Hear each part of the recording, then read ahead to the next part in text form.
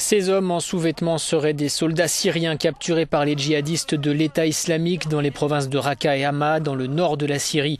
160 d'entre eux ont vraisemblablement été exécutés.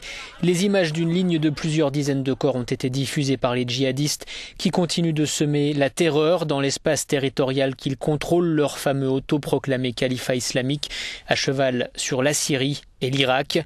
En Irak, justement, ils sont combattus par l'armée régulière ainsi que par les peshmerga kurdes, le tout avec l'appui des frappes aériennes américaines.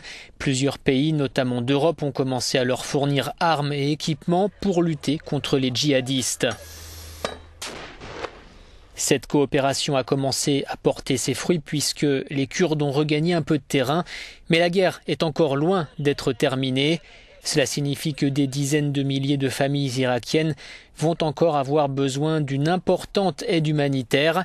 L'Irak compte 1 million de déplacés depuis que l'État islamique a lancé son offensive dans le nord du pays en juin dernier.